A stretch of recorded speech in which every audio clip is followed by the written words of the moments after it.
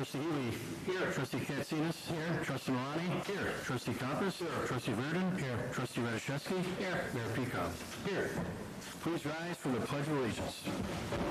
I pledge allegiance to the flag of the United States of America and to the republic for which it stands, one nation, under God, indivisible, with liberty and justice for all. Approval of the December 6, 2021 Committee of the Whole minutes. Mr. Mayor, Trustee Katsinas. I move to approve the minutes of the regular meeting of the Committee of the Whole of December 6, 2021. Second. Any questions or changes? Call the roll. Trustee Katsinas. Aye. Trustee Compass. Aye. Trustee Healy. Aye. Trustee Malani. Aye. Trustee Verdon. Aye. Trustee Radiszewski. Aye. Mayor Peacock. Aye. RFP 21-063, turf mowing and maintenance services. Mr. Chairman. Trustee Compass. I move to recommend to the Village Board to approve awarding RFP 21-063, turf mowing and maintenance services to Summer Landscape LLC for 2022 to 2024, with the Village's option to extend the contract for an additional 2 years for an amount not to exceed the annual board-approved budgeted amounts, and to authorize the Village Manager to execute all related contracts subject to Village Attorney review. Second. Any questions or comments? Mr. Chairman? Trustee Healy. George, it's Joel. George is on the phone or whatever, maybe, or whatever. No, but hey, Joel, this I was kind of surprised looking at the bids. What caught my eye first was the discrepancy between Sumner of $600,000 roughly, and there's another contractor, Christy Weber, who currently, is almost 4 times that, I believe. Right. And obviously we'll take the low bid, but we employ Christy Weber on some other contracts. Correct. I hope they're not, maybe this was a one-off bid, No, we see in the industry, though, that sometimes one company has its, its specialty, and this Sumner does mowing as its primary. So we saw that they were hungry for the bid, and they put in their bid low to meet it. But we looked at historical prices as well. We thought it was around about this amount, so we thought it was fair and reasonable. Mm-hmm. Also knowing that the labor, labor.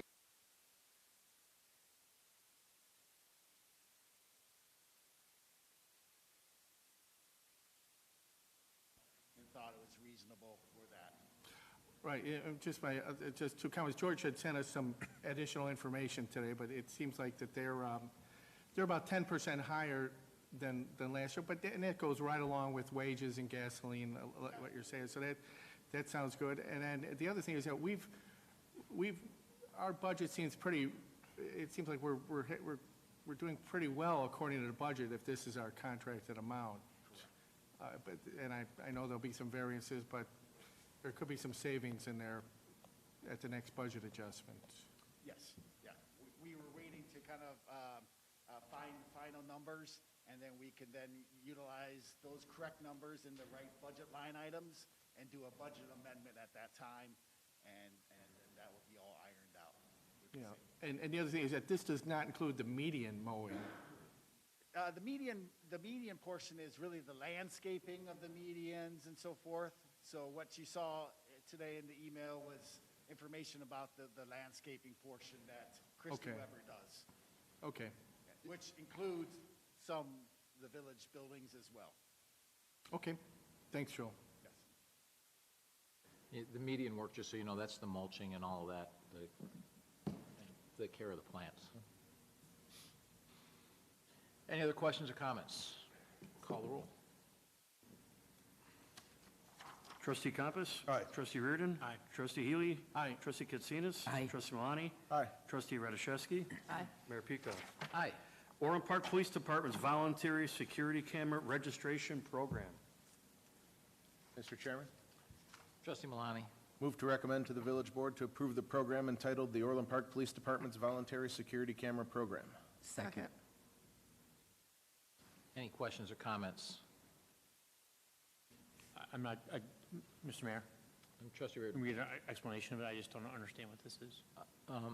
So, Chief, I'll jump in here because I think I know, but if I answer anything wrong, let me know. So this is allowing people to sign up with their security cameras and voluntarily give us access ahead of time so that we don't have to ask for permission. Like for Ring and things like that? Yeah, for Ring and those Yeah. types of things. So if Okay. so if there's an incident, and if, of course, it's completely voluntary, and this is one of the things I want to stress to people, is this is completely voluntary, and if you don't want to do that and you want us to ask each time, we will continue to do that. This is just an option so that we don't have to do that and we can access it Great. immediately to do that. Is that accurate?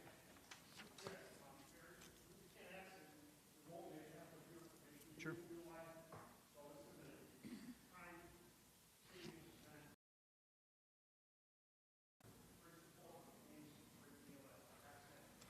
Sounds great. Mr. Chairman, Trustee Compass? so I think just to clarify, it's so that we can build a contact list for this, right? So that we can save our investigation team some time in knowing who to reach out to in that area. Okay. So I greatly appreciate the thinking behind this program. As the technology for doorbell and exterior cameras are becoming much more affordable, I think it's a great idea, especially for seniors to have this technology at their homes. I know OPPD has used footage from privately owned cameras. I know in our report we saw that to locate and arrest suspects on several occasions. So just as an example, this last September, police department was able to arrest 3 subjects from an armed robbery call, thanks to footage from 5 different privately owned cameras. But it takes time for investigative services group to go out and find where these cameras are, to find who owns them, to get access to it. This is to help expedite that process. And I know that there's a lot of folks out there that have these doorbell cameras. They want to contribute. This is a great way to go about that. I think there's a perception or perhaps a misperception that some of them, like Ring Technologies or Nest, automatically do this. They don't. Police still has to get your permission to get access to them. So I know that OPPD will continue to do this. Because you don't volunteer doesn't mean that you won't still be asked if there's a camera in line of sight. But this will certainly make things a whole lot faster and getting to where we need to be as far as arresting the right people. Yeah, and to be clear, this is just so that we have a list of who has them, so we know who to call to get the permission.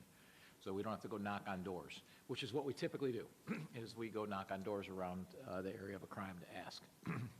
So this just helps us, as Trustee Compass said, expedite the process, that's all. Great. Any other comments? Call the roll. Trustee Malani. Aye. Trustee Radiszewski. Aye. Trustee Healy. Aye. Trustee Katsinas. Aye. Trustee Compass. Aye. Trustee Reardon. Aye. Mayor Peacock. Aye. Hampton Inn Authorizing Development Agreement, ordinance. Mr. Chairman. Trustee Reardon. I move to recommend adopting an ordinance, it says an ordinance entitled Ordinance Authorizing Development Agreement Wrigley Hospitality, formerly Hawkeye Hotels, Hampton Inn, for the 16160-16168 South LaGrange Road. Second. Any questions or comments? Mr. Mayor, Trustee Healy. this is addressed to Joel or someone, but, or Ed, It'd be Ed. sorry. My experiences in the construction industry have said that, and just talking with people, they said that getting a letter of credit instead of a bond is a much more secure way of having the developer complete the project. And I know that, I've heard, I should say, no, I've heard that Mokina had a hotel go up that took a couple years to get through with some difficulties. I mean, why don't we have a cash, a letter of credit to guarantee the public improvements? Trustee Healy, we do actually have a. Is there, So the village can't specifically require a letter of credit as the only forms of security. So if the developer proposes an alternative means, like a performance bond or something along those lines, we would accept that. But for this project in particular, they gave us, they provided the letter of credit that was requested. So they did provide a letter. Okay, just looking at the agreement, it didn't, I believe they provided cash in the amount that we would require a letter of credit for, but it's not with a bank. We are holding them. okay. All right, Ed? Typically, we prefer and recommend to developers to provide a letter of credit when engineering provides the estimate. But like I said, if they propose an alternative method for securing the development, we have to accept it as necessary. Okay, thank you. No problem. Any other comments or questions? Call the roll. Trustee Reardon? Aye. Trustee Compass? Aye. Trustee Healy? Aye. Trustee Katsinas? Aye. Trustee Malani? Aye. Trustee Radiszewski? Aye. Mayor Pekoff? Aye. Replacement of marked and unmarked police vehicles purchase proposal. Mr. Chairman, Trustee Malani. move to recommend to the village board to accept the proposals from Curry Motors of Frankfort, Illinois for the purchase of 2022 model year Ford police vehicles for the amount not to exceed $833,211. Second. Any questions or comments? Mr. Chairman? Trustee Compass. So it's unfortunate that current supply issues have further delayed our police fleet replacement. These vehicles are sorely needed. Part of this is that we're also moving ahead on our 2023 needs, given those delays. So everything that we can do to get this expediently done and move ahead on this, I'm all for. Any other comments? As we noted during the budget meeting, we were way behind on our vehicles, not just police, but throughout the fleet, just like we were behind on roads and parks, and we're getting to vehicles now. We have a 5-year plan to get caught up. And as noted, all of our vehicles were budgeted for the next 2 years because of the supply issues, because we don't know which vehicles we're going to be able to get and which ones we're not. So this is no different. Call the roll. Trustee Malani? Aye. Trustee Katsinas? Aye. Trustee Healy? Aye. Trustee Compass? Aye. Trustee Reardon? Aye. Trustee Radiszewski? Aye. Mayor Pekoff? Aye. 153rd Street and Ravinia Avenue intersection improvements, Phase 1 alternative analysis.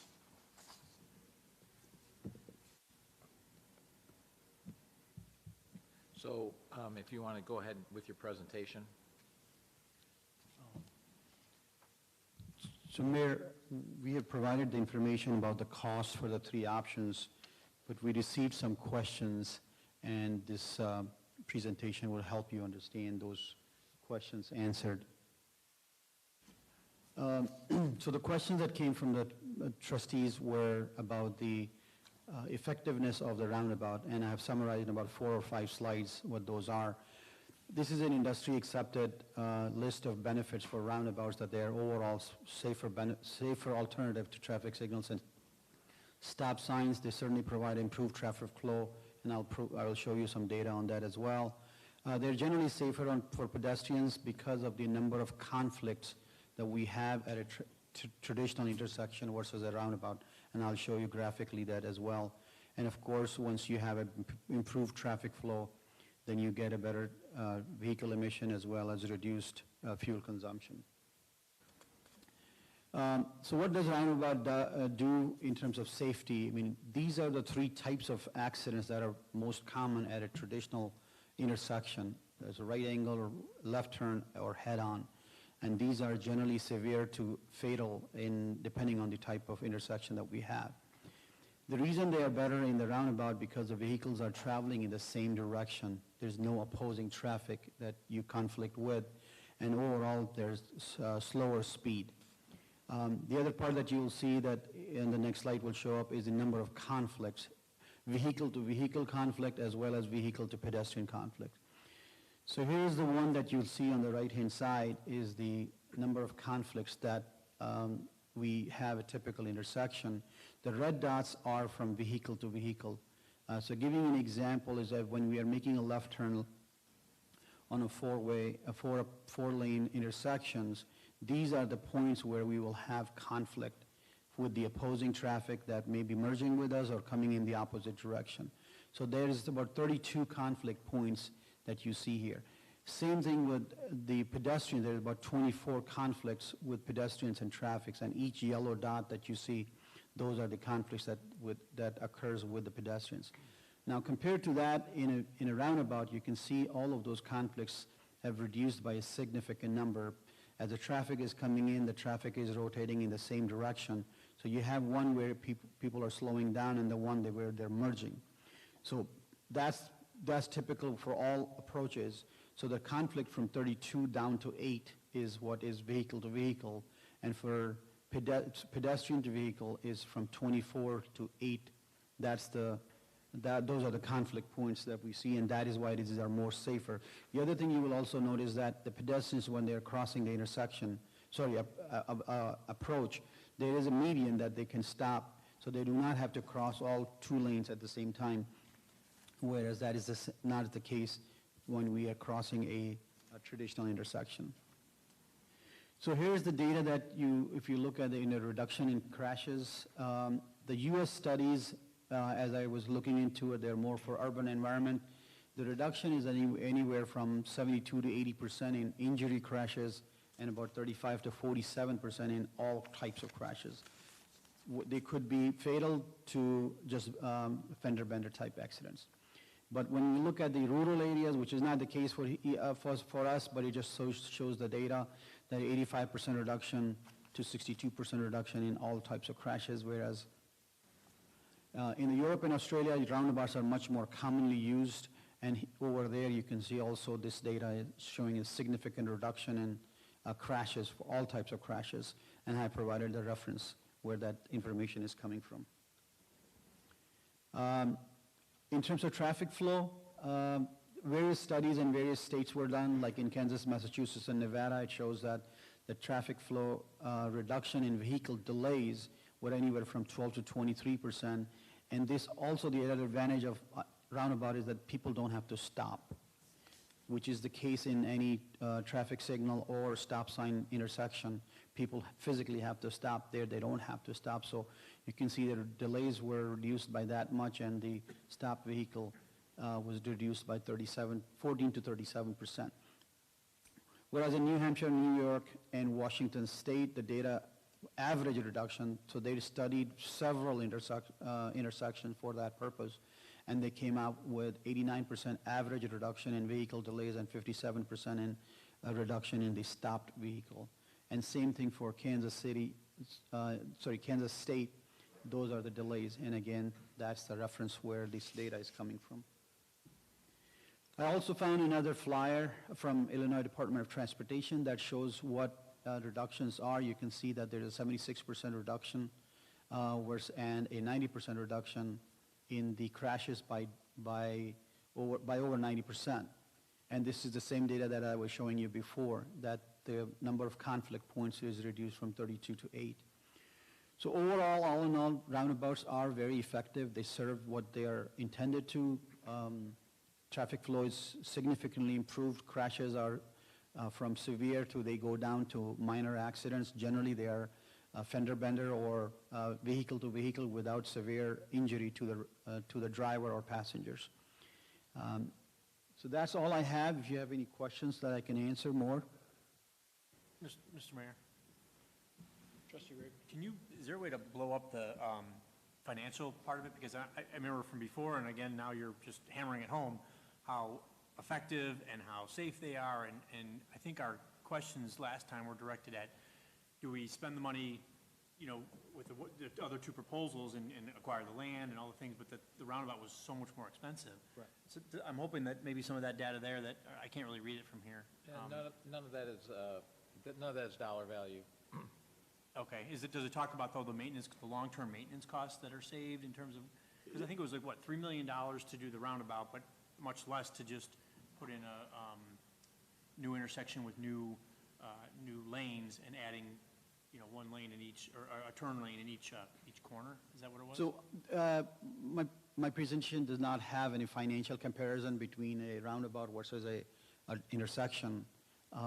However, there is data that is available, I don't have it here, that shows that the roundabout costs less because there is no traffic signal that you have to maintain in terms of electricity or maintenance costs as well.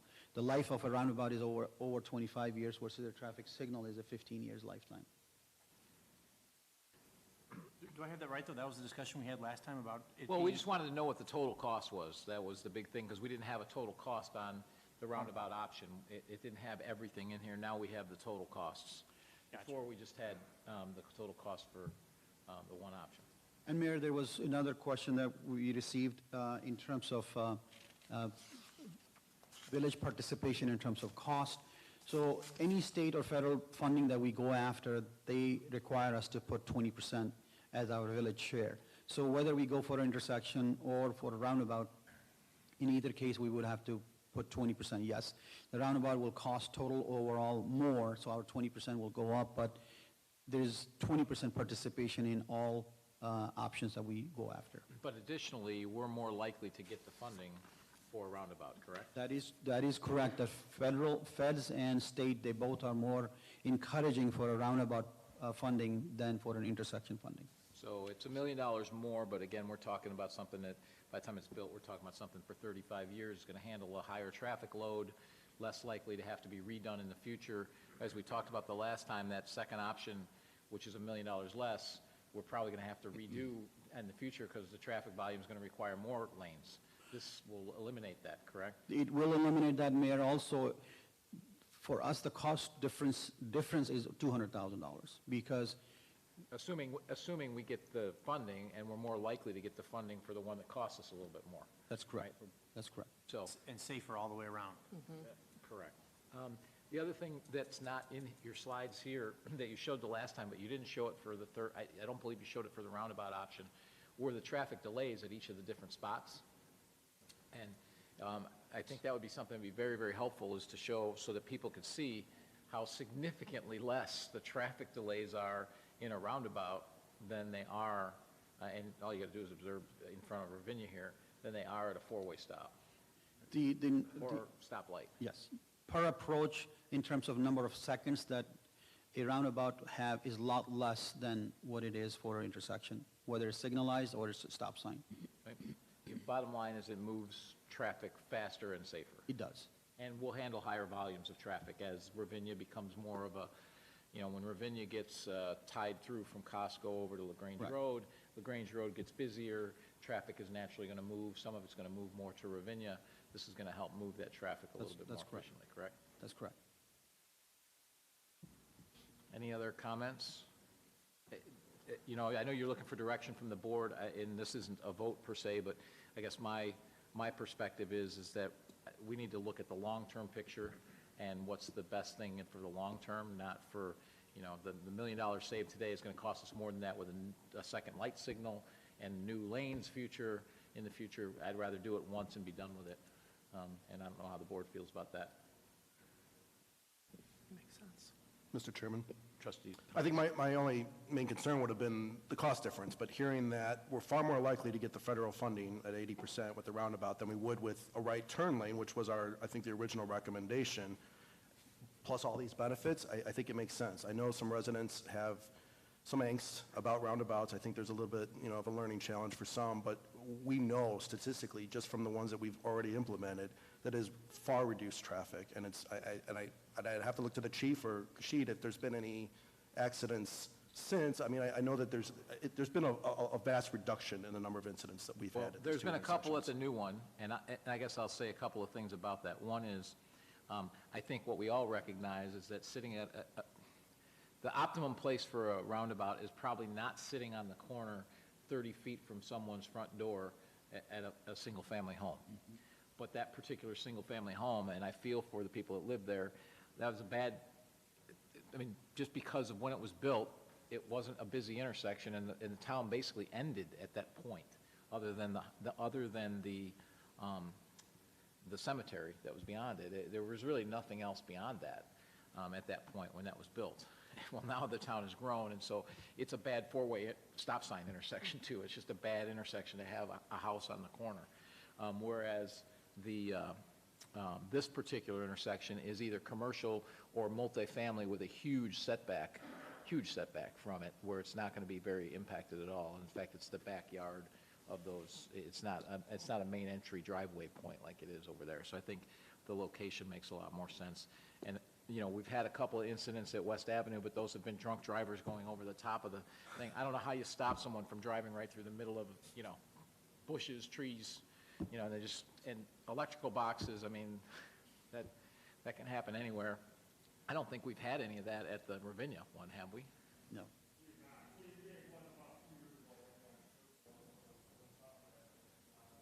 Yeah, so I think it's a function of people getting used to it, and also, obviously, people not driving drunk. Well, yeah, as much as I wouldn't want the village to have to incur the cost from a drunk driver hitting it, I'd much rather a drunk driver be stopped by the median and a roundabout than flying through an intersection as well. So there's, Correct. you know, obviously an increased They're risk to that as well. They hit a fence, and they hit landscaping, and they hit all of that, and they damaged their car, but they did not hit another car, and they did not kill anyone, which, if it was a four-way stop, could have easily have happened. So, all right, so it sounds like you have the marching orders that we'd want to go with option number 3, which is the roundabout. That is the, you know, it's the right type of location for one, and it's the right long-term solution. And I think by the time we build it 10 years from now, people will finally gotten a little more used to the roundabout, since I think they're getting pretty used to Ravinia. It's been at least 3 or 4 months since I've seen someone drive down the wrong way. So, okay, great. Thank you. Is there anybody here to speak? Great. Motion adjourned. I'll entertain a motion to adjourn. So moved. Second. Call the roll. Trustee Compass? Aye. Trustee Katsinas? Aye. Trustee Healy? Aye. Trustee Malani? Aye. Trustee Reardon? Aye. Trustee Radiszewski? Aye. Mayor Peacock? Aye. We're adjourned. See you at 7 o'clock.